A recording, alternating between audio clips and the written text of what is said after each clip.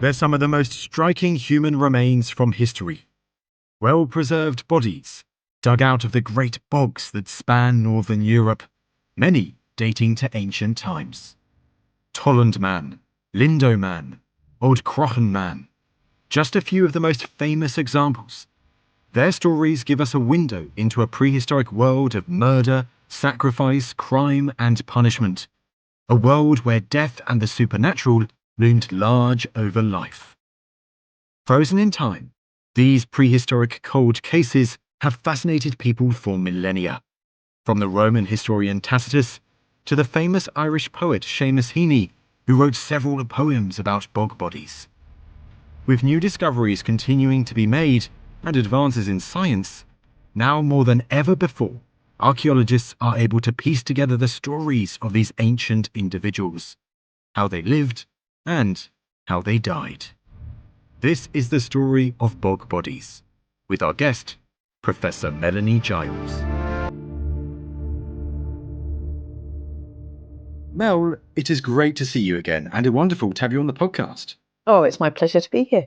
And to talk all things bog bodies, now is it fair to say there's nothing quite like looking at a bog body, literally a face from the prehistoric past?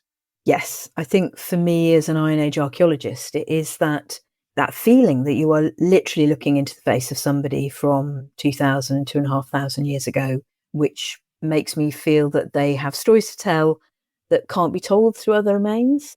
And I find them fascinating for many different reasons. Now, to kick it all off, what exactly do we mean by a bog body? So when a set of human remains enters an environment that is largely formed of peat, something magical begins to happen. First of all, these are very cold environments, and by and large, so whether we're talking about a raised bog, a blanket bog, which people will be familiar with from the landscapes of Scotland and the Highlands or the Peak District, or the fenlands, in fact, of the east coast of Britain. These are really special environments where decay really is halted, it's slowed down, and a process of preservation begins. Now, some of those environments are acidic, the raised bogs, for example, and the blanket bogs, and that means that the normal things that begin to decay fast, like skin and hair and nails, they don't decay, whereas the bone is less well preserved. And so we end up with this quite magical and sometimes kind of like quite shocking effect of a body being better preserved than when it goes into a normal, dry grave or, kind of a soil of a different type, where those elements decay quite fast and what we're left with is the bones. So it's almost the reverse process of what we see in most archaeological discoveries. So is it the case that bodies buried in peat in a bog, they're completely locked away, sealed away from oxygen, so that it is anaerobic conditions which allows for this? Yeah, so the oxygen excluded, but also the processes that normally make a body decay, the kind of bacterial decomposition, which really comes from within our own bodies. That's what's happening. And also the arrival of all sorts of insect life that begins to exacerbate decay. None of that happens. The body is locked away and decay just doesn't commence. But also something magical is going on really in terms of a chemical reaction between the sphagnic acids of the peatlands and any organic matter that enters into its cold, oxygen-excluding depths. And we see this kind of tanning reaction where skin and hair takes on the peat brown hue of the decaying plant matter which forms our peat. And this results in that leathery appearance of many of the bog bodies found across northwestern Europe. And that blackish appearance as well, is it? That's why you see that common colour whether you're in Denmark or Scotland or Ireland, I'm guessing. That's right. And it also has the effect on hair of turning it a slightly reddish brown colour. So many of our bog bodies have a common appearance, apart from those that are in the more alkaline fen environments where actually we don't see that marvellous preservation of skin and tissue, and we do see kind of skeletonized remains. And archaeologists recently have been saying these are all bog bodies. They all go into bogs and fens. So we need to include the really well-preserved ones along with the slightly less well-preserved ones. The intention was still the same, to deposit these bodies in quite special landscape locales. We're certainly going to explore all of that. I must also ask, because you mentioned earlier peat bogs. When someone mentions peat, I think of the old fuel resource that so many people used to use in their fires and so on. I think less so now. But does that correlate with when the most bog bodies were discovered, when there was most interest in gaining peat for fuel and fire and so on? Yes, we've been cutting peat bogs for fuel for as long as really, the peat has existed. So our earliest peat cuttings in the British Isles date to the late Bronze Age. There's a tiny little peat stack on the Isle of Barra that was dated to that late Bronze Age era. And by the time the Romans come along to places like the Netherlands, they are really puzzled by this. They say, oh, these locals, they're really weird. They're burning the earth. And they don't understand, that they don't have the knowledge that local people have, that this is a really good fuel source that burns slowly and steadily. It has a particular smell and a particular flavour, indeed, that actually people now are quite romantic about. They associate it with kind of old ways of living. And this is, something that people look back on, sometimes with fondness. Although, of course, now we know that burning peat is probably something that we shouldn't really do because it's re-releasing carbon into the atmosphere. And as that peat cutting and peat digging really took off in the post-medieval period, and particularly in the 18th, 19th centuries, of course, the things hidden in its depths began to come back to light. Because you can imagine early antiquarians, if one of their workers stumbles across a bog body, I mean, the surprise and the amazement that these early writers must have had seeing it back several centuries ago. Yes, and many of our bog bodies only exist as what we call paper bog bodies. We hear them written about or corresponded about in letters and journals and diaries. Ancott's woman from Lincolnshire, for example, was found by a peat digger who was horrified by what he discovered, leapt out of the peat pit, but word reached a local antiquarian. He summoned his gardeners and they went out to rescue parts of the bog body and garments which would allow them to investigate them further. But they respectfully buried her body within the chapel ground nearby. And that, I think, tells us something interesting about this moment of discovery of bog bodies, that there is always this feeling that somehow you should do right by them if you can. And can you give us more of an idea of the context in which bog bodies are found? So in what areas of Northern Europe are we talking about where they're discovered? And what time periods do they cover? Well, we find bog bodies really wherever we find peat, partly because peatlands are quite dangerous landscapes. So some of the bog bodies we discover are people who've died by accident, in bad weather, by misfortune. And the key areas within the British Isles are the Midlands of Ireland, the great large bog complexes there. Scotland, of course, it's upland, peatland blanket bogs. Northwest Britain, Cheshire, Lancashire, the Pennines. And then we've got the fenland bodies along the east coast of places like Cambridgeshire, Lincolnshire, and indeed Holderness in East Yorkshire. And then as we move into Europe, you're looking at places like Germany, the Netherlands, Denmark particularly. A huge amount of that landscape is peatland, low-lying land. But we also know we have bog bodies from Sweden and Norway. Less well known and often less well preserved. These are some of our skeletonized bog bodies. And we have stories and folk tales from places like Estonia, which suggests that they too had a bog body tradition.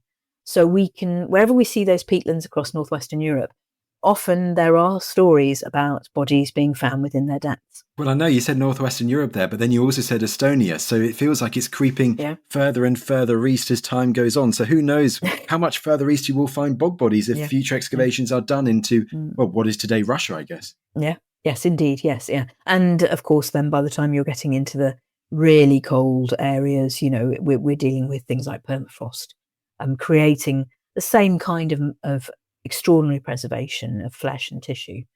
And the time period for bog bodies, I mean, how many millennia roughly are we covering? Well, because we have these accidental deaths, when peat is really beginning to form in the early Holocene, but particularly there's a period when it grows at an exponential rate. So in the kind of the Bronze Age, mid to late Bronze Age, through the Iron Age, peatlands are growing in extent and gobbling up the kind of productive land around their edges. And as that plant matter decays and forms the solid areas of peat that we then cut for fuel, more and more things find their way into their depths. So we have Mesolithic remains that have been preserved by the peat, Neolithic, and we also have remains as late as, I think the latest known bog body that people accept as a set of bog body remains was an unfortunate young man who died in an aircraft. He was a member of the Luftwaffe, and he tried to make a soft landing on a peat bog in Denmark, and unfortunately he didn't make it. And his remains were only found when that bog was drained, I think, to become a golf course. He was dressed in his flying leathers, and he had become, within the time in between, effectively what we would regard as a bog body. So they date from all periods, but there's a particular pulse, an intense pulse of when we find remains in bogs, which is the period I'm most interested in, which is the first millennium BC into the early centuries of the first millennium AD. I mean, Mel, what I found so fascinating there was, first of all, the fact how peat is a post-Ice Age phenomenon also, which is really interesting. And this idea that it was growing, this idea that these prehistoric societies, let's say the area that you're most interested in, like the Iron Age, they would have seen peat bogs nearby, and then over time maybe starting to recognize that the peat landscape was slowly growing and taking over the land that they were used to maybe farming for so long. Absolutely. And we can see that in places like the Cambridgeshire Fens, where we have Middle Bronze Age field systems that literally are swallowed up. Wow. As the peat grows and expands out from the river systems, they are losing productive land. And my colleagues in Denmark, I think it's reckoned that around about a quarter of all productive farmland goes under the bog within the Iron Age. And you can see, if you live in and around a peatland, you can see it grow and swell in wet periods as its water content increases and shrink again in the summer months. So we have this seasonal change. But over generations, we have one antiquarian, that antiquarian who rushed out to find the remains of Amcot's woman. He talks about a church steeple disappearing from view on the horizon as his local peat bog expands and grows. And so the landmarks that he's known, disappear. So I think people were very aware that this was a different kind of landscape, a landscape with almost like an identity, power, and agency.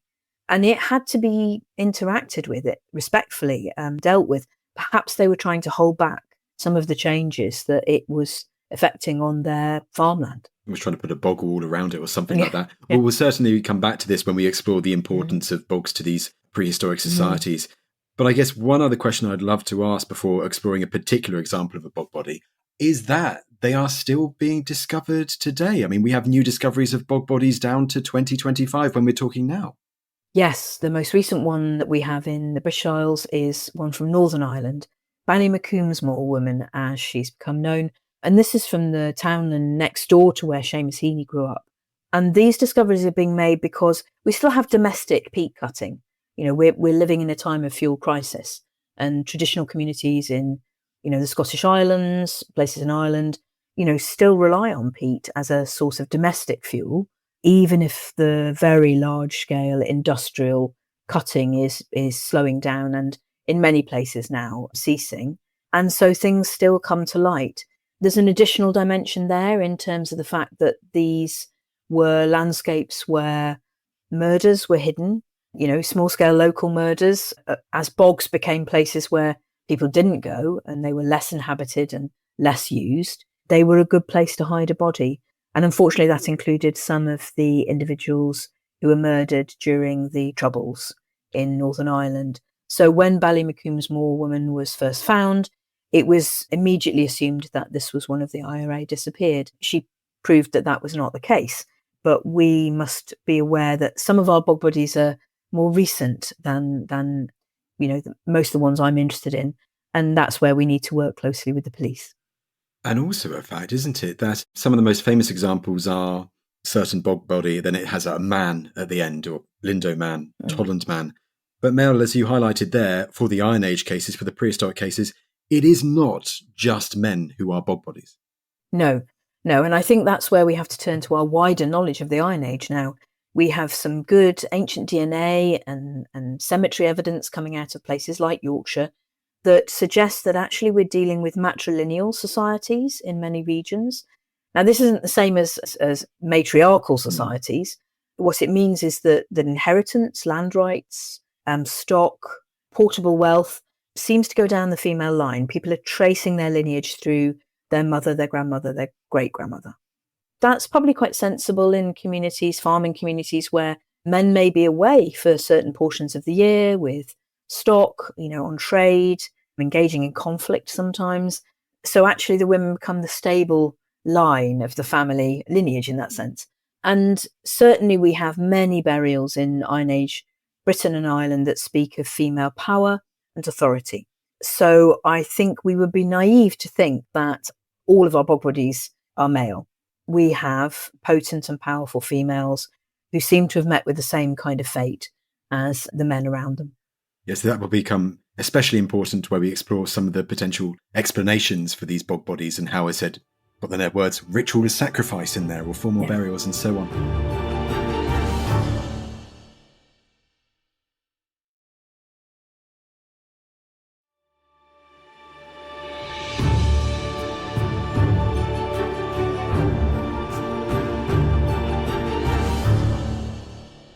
If we go on now to a particular example, because I feel the amount of information we can get from an example really conveys just how much information people can gather from one of these bog bodies. And I'm going to take you first of all to arguably, I think it's fair to say, the most famous of all of them, across in Denmark, the story of Tolland Man. So Mel, first of all, what is Tolland Man? So Tolland Man is probably the best preserved bog body anywhere.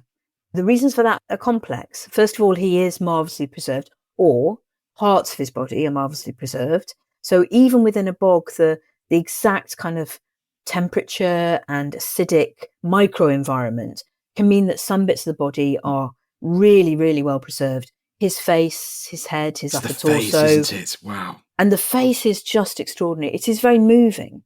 And there's a reason why he's on the front cover of my book on bog bodies, and he is the kind of the image that people think of very often when they think of bog remains. But the reason why he continues to be so characterful, if you like, and appears so full of life in death is the marvellous conservation treatment that he was given on his discovery. However, the rest of the body, when you visit him in Seekeberg, is a simulacrum. It's a copy. Because when he was found in Denmark, most museum curators didn't really feel it was appropriate to show human remains, and they didn't think that they should preserve the whole body. So he was decapitated effectively by the archaeologists. Oh, so not a prehistoric decapitation. This happened more recently. This happened after he was discovered, and the head and certain bits of the body were, really carefully and very skillfully preserved, conjuring this extraordinary feeling of being close to somebody from the Iron Age. But the rest of the remains were treated in different ways. Some dried out, some were stored in ethanol and other substances. So his body had a really checkered history. What the museum, the archaeologist at the time who was responsible for the discovery, P.V. Glob, was furious about this. He felt that the whole body should be respected, kept intact and preserved. So the next discovery he made, Grauballerman, he didn't hang around. He basically mobilized the public. He got them to come and see Grauballerman. And it was the public interest which demonstrated to the National Museum that that they should change tack, that they should alter their approach to these remains. So what you see in Seekeberg now is a very respectful and skillful recreation of what the whole body looked like. And they can only do that because of the extraordinary photography that was taken at the time. And I think they're quite honest about that, and they've created a really moving encounter. But it is his face that draws you in. And I think you can't help but be stunned and in silence in his presence. Well, it looks like he's sleeping, doesn't it? And you can see the lines on his face as well. It's incredibly moving. Was he buried with any grave goods or anything like that? Or was he very much on his own? So we have a beautiful little leather cap. We have a belt, which, why do you need a belt if you're not wearing trousers or something like that? But if they were made of linen unfortunately, that wouldn't survive in the bog. So flax products, unfortunately, are eaten away by the acid of the bog. My suspicion is that he probably did have some kind of clothing, but we have lost that. But the main thing that draws our attention to how he died is this extraordinary plaited hide noose around his neck. And he seems to have died from hanging. And this is a form of hanging, not like our kind of formal British mode of death up until, kind of the 1960s, where we used the long drop hanging, which actually fractured your neck. This is a hanging that causes death through strangulation. Is that the main sign of trauma that you see on the body, or are there other signs of trauma as well? What else do we think we know? Yeah, so I think with Tollund Man, that is intuited as the main cause of death. Grabalaman is different. There we have a very large wound to the throat. It is clear there it's exsanguination, so the shedding of blood. So blood spilling, okay, yeah, right. Yeah. Before we kind of explore what potentially the reasons were behind his hanging, I'd like to ask a bit more about what scientific developments have revealed about the man himself. I mean, have they been able to explore his remains to understand more about his diet or his health? I mean, the food he ate and so on? Yeah, so Tollund Man seems to be in fairly good health. I think he has, minor ailments that we would see as quite common in Iron Age folk. So some osteoarthritis setting in, many Iron Age people would have died in their early 20s. He's a little bit older than that. So it is testament to quite a good life up until that point. Sometimes on Iron Age bodies, we see the kinds of malnutrition lines in the teeth where the laying down of your teeth enamel has been interrupted. That can be caused by not enough food, so a time of famine, but it can also be caused by periods of childhood illness as your adult teeth are forming. And we don't see anything like that with Tollund Man. So as far as we can tell, he's lived a good life and quite a healthy life. But rather like Grabalaman, the stomach contents that were analysed by the environmental archaeologists tell of a rather, what we might regard as a poor last meal. Okay. It's a kind of porridge of grains. It's got some bits of weed species in there that might be there accidentally from the harvesting, or they might be in there as additives, kind of little flavourings. But this is, what some people would see as famine food, kind of the leftover bits, and quite a poor meal at the end of his life. I was lucky enough to try a version of this when I went across to Seekerberg. I have to say, I found it quite tasty. So I think sometimes we have to be careful about how we interpret those meals, because to us, with a modern Western taste and diet, they might seem an ignoble or kind of, poor last meal.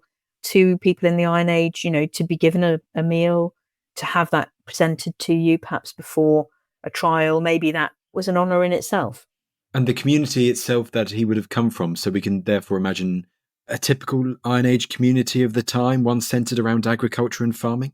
Yes, they live in longhouses, whereas in Britain we have roundhouses, a little bit of a different kind of architecture, but otherwise we're dealing with mixed farmers. So they have livestock, they have sheep, they have cattle, but they grow crops.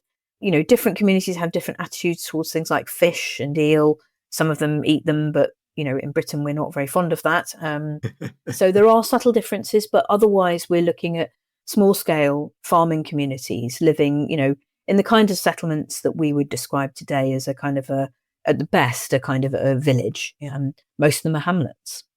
Mel, I love the amount of information that people, archaeologists and scientists and so on have been able to gather from Tollund Man, because it's just one example of many. It's a symbol for the amount of information people can gather nowadays. So we know about his last meal, his general health, where he came from, the type of community he would have come from, and the evidence of trauma on his body, the probable hanging.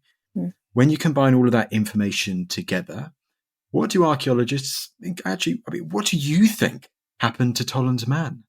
Yeah, there's no doubt in his case, as with Grabalaman and a number of others, that this is a sudden and violent death. And actually, when you look at the whole range of bog bodies from this period, there are only a very few, where we can be really certain about that. So many people think that they're all violently killed and sacrificed. But actually, signs of violent death are rare. So where we have it, I think we need to pay close attention to it. Death by hanging is a particular kind of death. One of the roles of an archaeologist is to think about why a community might use that.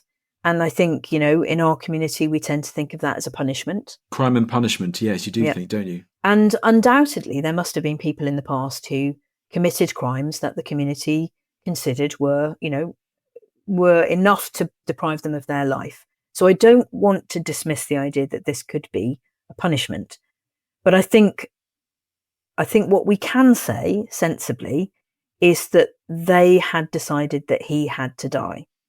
And so then it becomes a question of how do you take a life? And that can be for very different reasons. So these communities are what I would call exchange communities. They're exchange societies. They don't use money. If you want to get something from a smith or a potter, you swap things, you exchange things, or you offer them things. That might be hospitality, that might be food, that might be a sheep, next year. But the idea is that you don't get something without giving something back. And so there is a possibility that what we're looking at here is a kind of exchange, kind of ritualized exchange, not between people, but between the communities of the living and those other forces, those other presences in the world that make your life possible. And so Tollund Man is possibly a gift, a very special kind of gift to the gods, because in Denmark, alongside human remains in those bogs, we also find other extraordinary objects, cauldrons. Some of them, the Gundestrup cauldron, silver-plated, decorated with scenes of classic Celtic mythology. We find meat offerings, pots full of food, bracelets, rings, weapons. So other things are given up to the bog. This seems to be the right place to make Thanksgiving offerings if you've had good fortune and good luck, propitiatory offerings if you are worried about appeasing the gods if something is going wrong, and also making exchanges that perhaps secure their favour and good fortune in the future. Now, we will probably never be able to pin down the exact reasons why somebody feels a life has to be offered, but this is where those ideas around sacrifice and ritual come from. This is not just a bloodthirsty taking of a life. This is the offering of a life, I think, in exchange for something else. And is there any sense, if, let's say, Tollund Man was an example of like an offering to the gods, and we're certainly going to explore more about that kind of bog context in a moment, is there any potential explanations as to why this figure in particular might have been chosen from the remains themselves? Yeah, I mean, we have some classical author kind of texts that suggest that this could just be a question of a bad lot. You choose, you choose the short straw, the unlucky and short straw. Your turn is up. When an offering has to be made, they choose a figure from the society. Sometimes we can see in some of those bog bodies that have had a violent end, there is something about them that sets them apart physically. So we have just a few individuals who have either infections or trauma that seems to not be healing well, or what we might call disfigurements, disabilities. That might have been seen very differently in the Iron Age world. I think we have to be aware of our own cultural attitudes there. Either way, some of these people stood apart because of what they looked like or what had happened to them in life, but some of them must have stood apart because of their skills. And we have to bear in mind that for most Iron Age communities, we don't have a formal burial rite.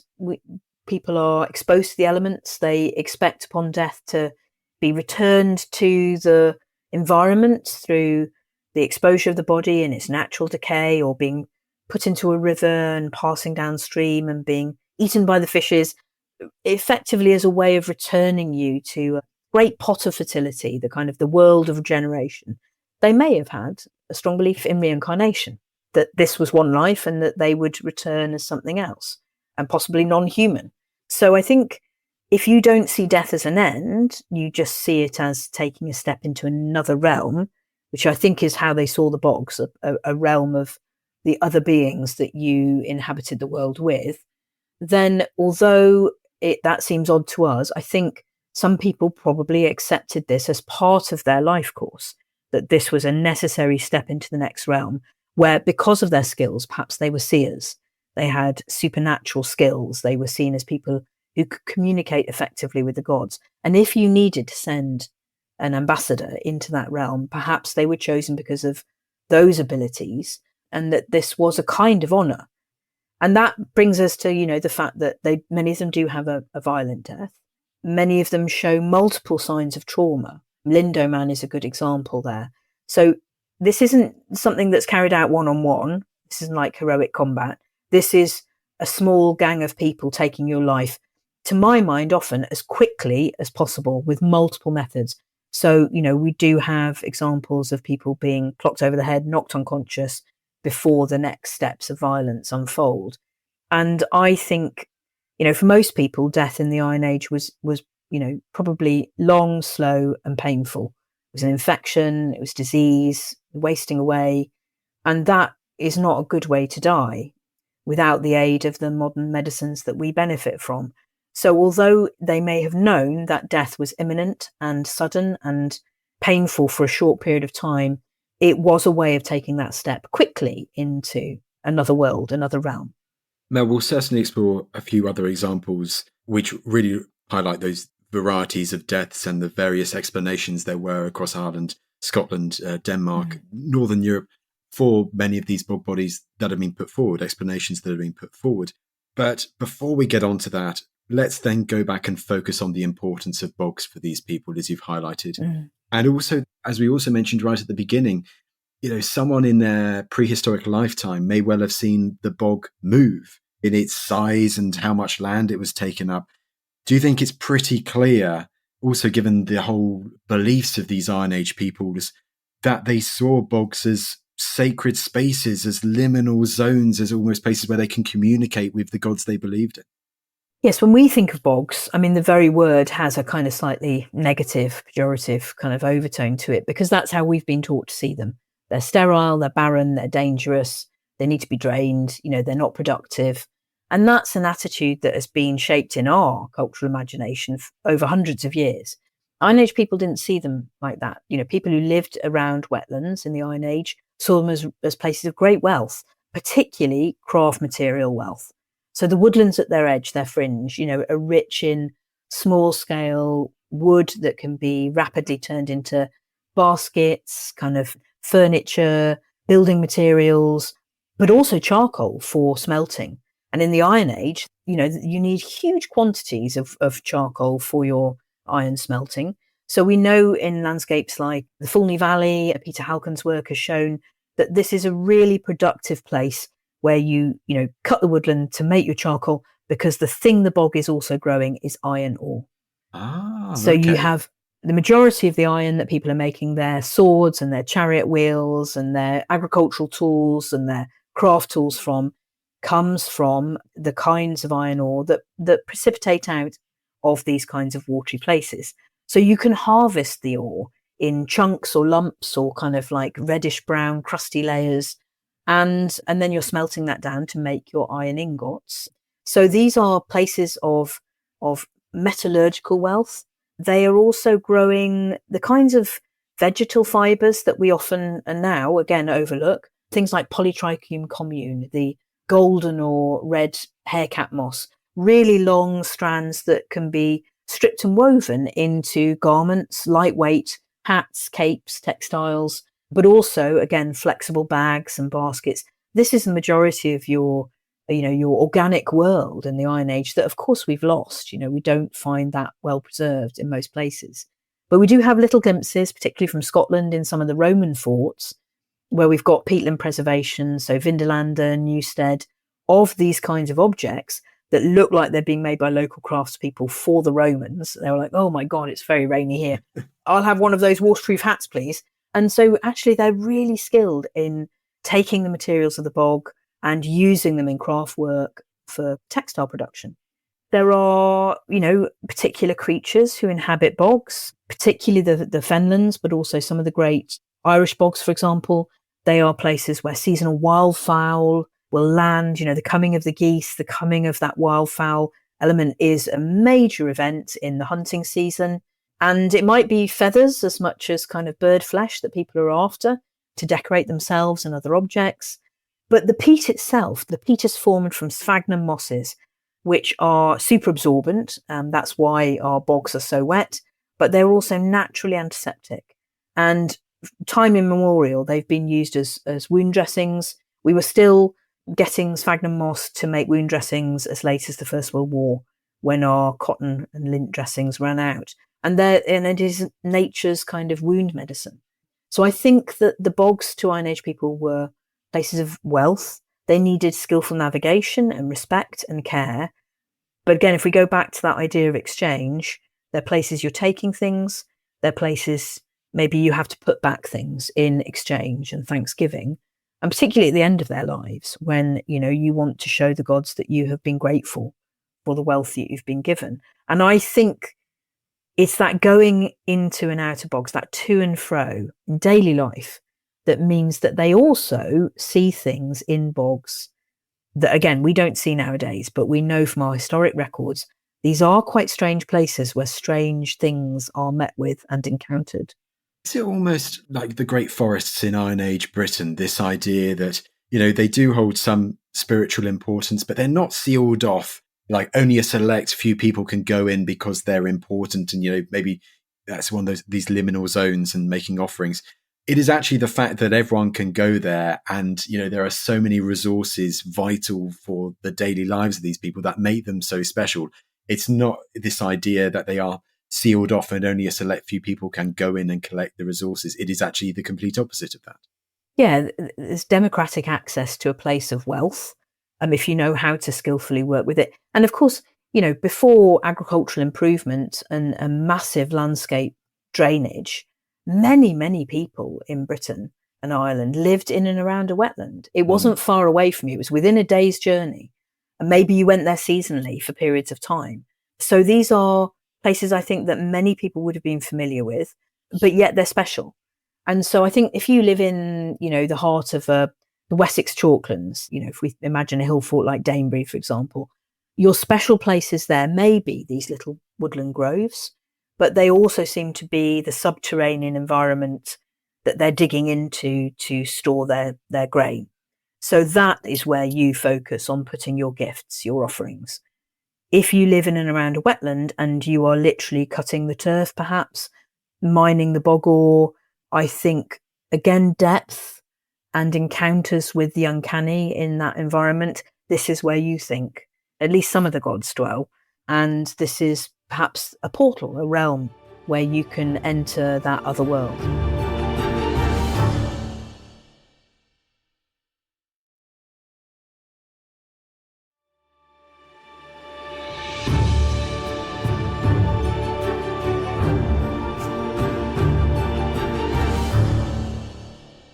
So familiar, accessible, yet special, these bogs seem to be, and also dangerous at the same time. So do we still see attempts by the local communities, if they're working in the bogs a lot, if they're making many trips to the bogs, to make it, I guess, safer for them to cross boggy areas, maybe to communicate with another village, or to just go about collecting bog ore and the like?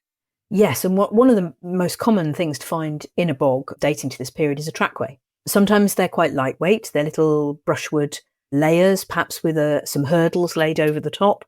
Sometimes they are absolutely monumental, massive. If we think of Corlay, one of the great corduroy roads that Barry Raftery excavated, these tell us of people going out into the bogs and making a passage route, across the bog, or perhaps to connect with little islands in the bog that speak of them, at least for a generation or two, making it passable. Of course, quickly the bog kind of grows over the top and subsumes it. But these are a testament to the ways in which people are skirting around its edge, going out into its depths. Barry famously called Corlay the road to nowhere, because, I think its intent was really to take people out into the heart of a wetland to carry out the kinds of activities that we've just been talking about. And that's an amazing trackway, the Corlay one in Ireland today, isn't it? Is it Bronze Age or Iron Age? I can't remember. It's which Iron one. Age. It's and Iron Age. The wonderful thing about that excavation is that because they've got the preserved timbers, they can do the dendrochronological dating, which really gets us to the felling season and the build season of the wood itself. And it's a massive communal project that happens in a very short space of time. And I'm guessing it hints that, similar trackways would have been in existence, back in the Bronze Age. beforehand, but of course you have that amazing one surviving from the Iron Age. It's really fascinating to kind of highlight that wider context of the importance of bogs for these people. And now if we return to a few more Bog Bodies examples, I'd like us to go back briefly to that more gruesome aspect of what you mentioned earlier, Mel. Tolland Man seems to be a bloodless death with the hanging, but you mentioned that there are more bloody deaths, more brutal deaths sometimes with some Bog Bodies. So can we explore some examples of decapitations and bloody deaths that we have from certain Bog Bodies? Because it feels important to highlight.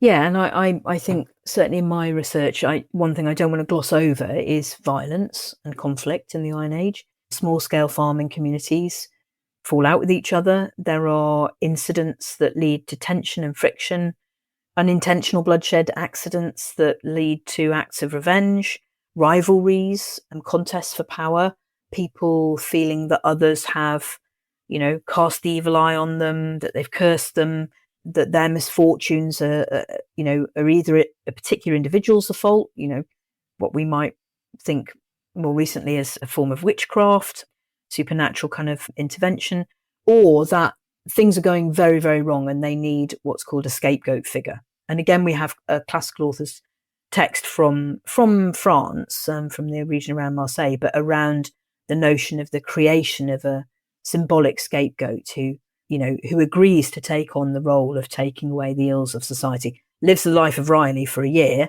but knows the end is certain.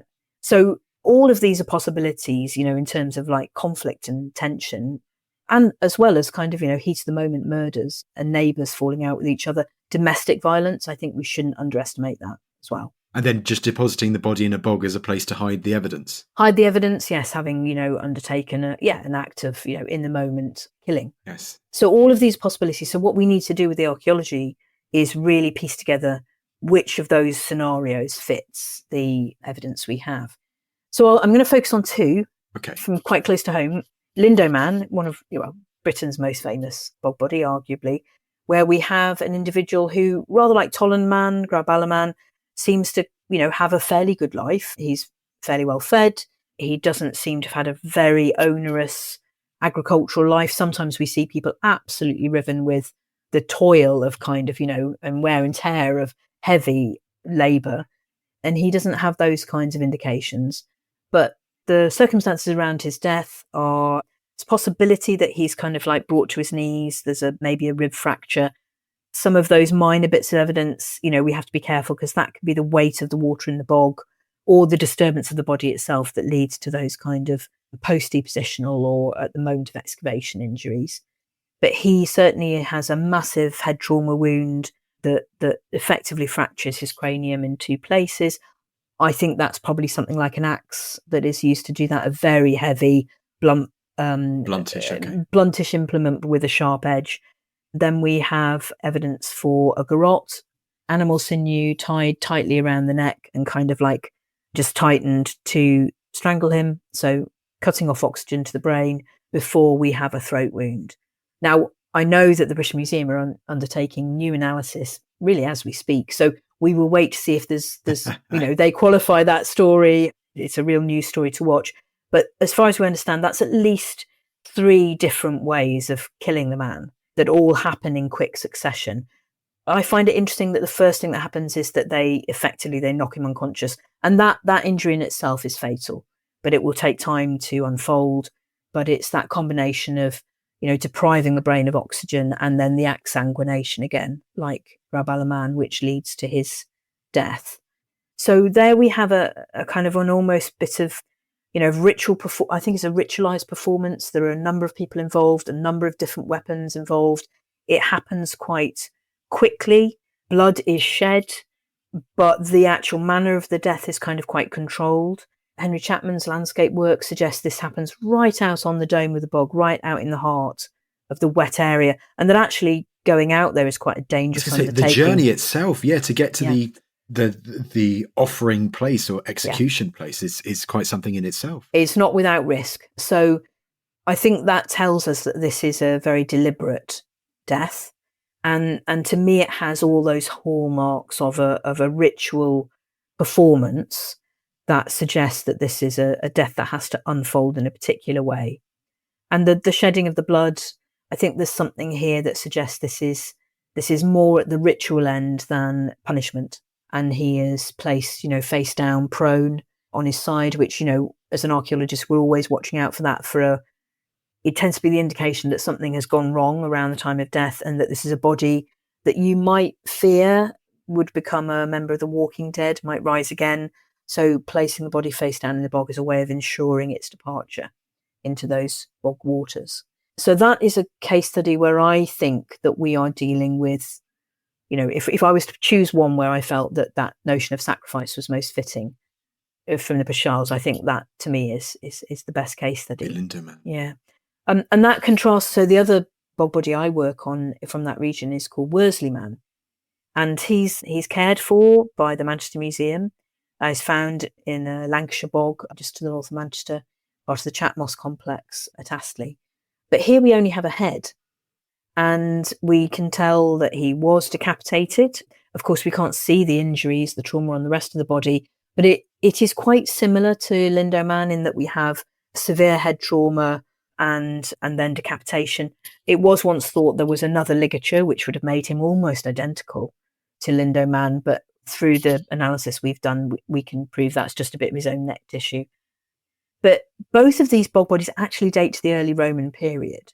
And Worsley Man is not, I think he must be brought to the bog, probably in a bag, or a basket. The head has been decapitated elsewhere. And with him, he is brought just to the edge of the bog and then placed in. And I can't help but wonder if this is a rather different story. In that landscape at that time, the late 1st through the 2nd century AD, this is a very difficult place to live as the Romans come and go. Boots on the ground, forts being occupied 1 minute, then they're off north, then they come back again, destabilizing all the local politics.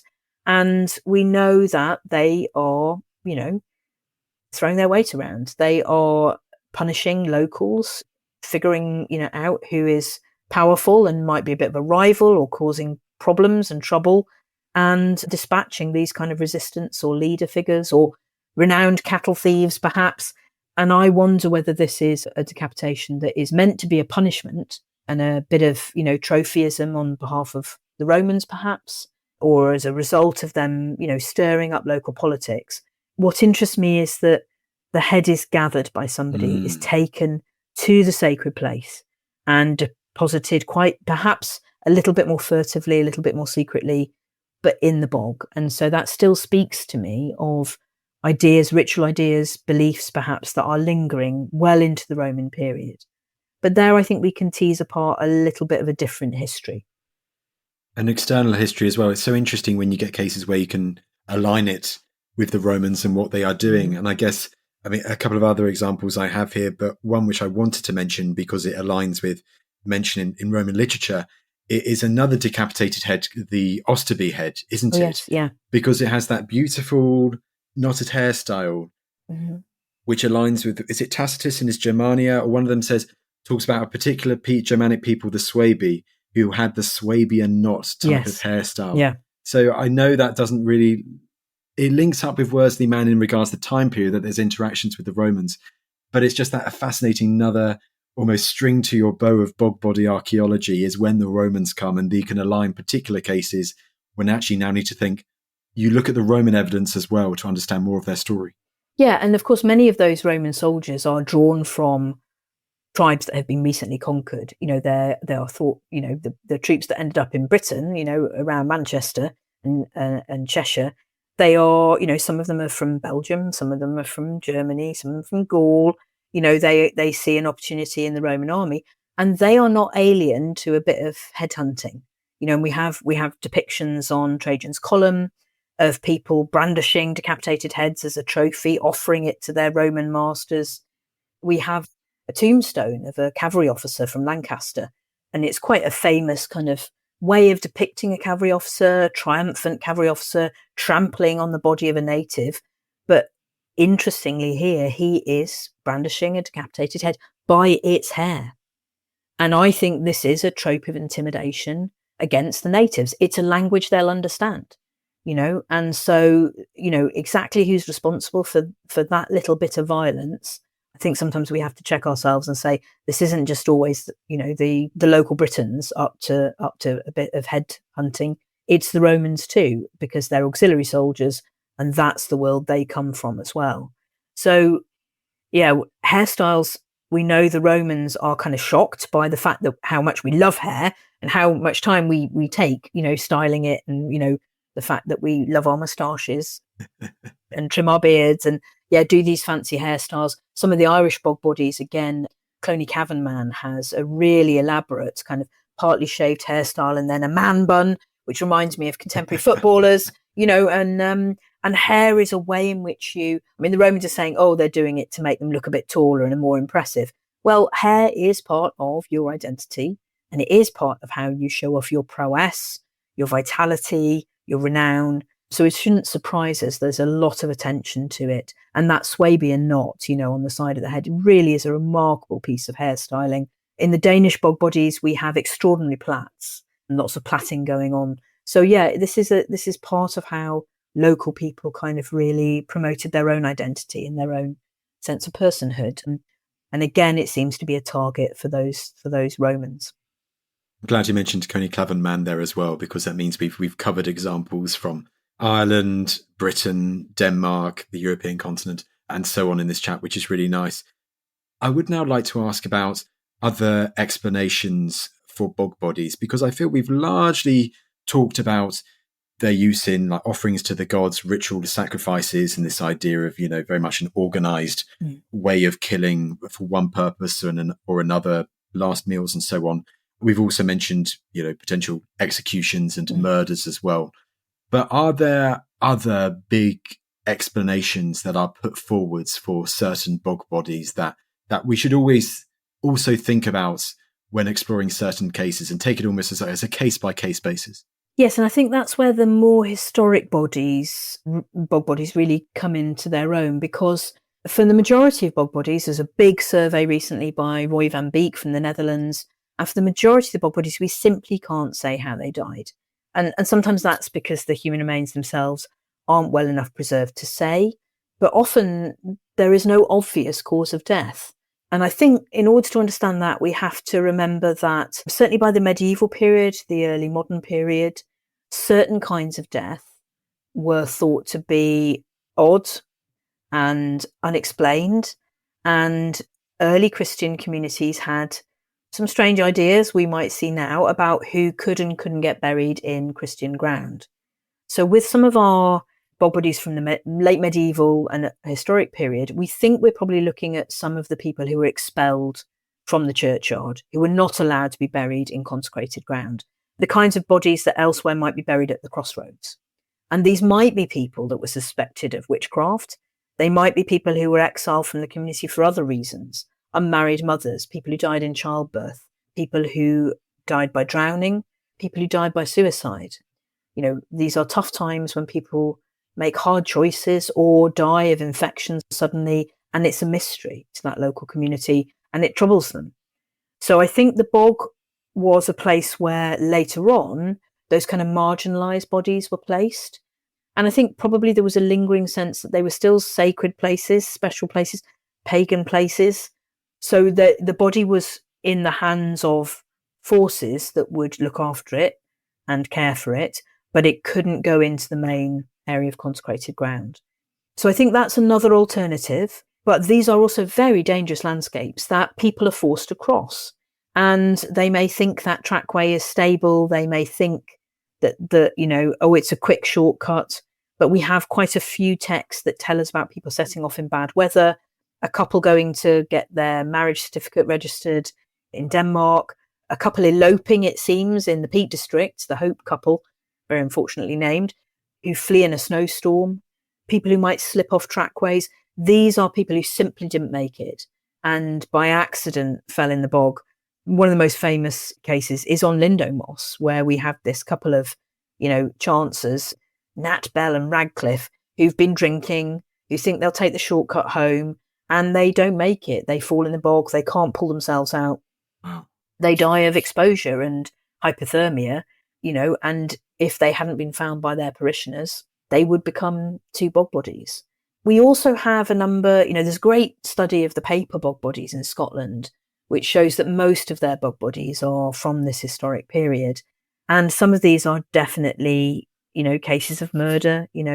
The Barrack bog body, which I've been looking at recently, has extraordinary textiles, really well preserved, was found laid out as if it's a formal burial in the bog with the shoes on the chest.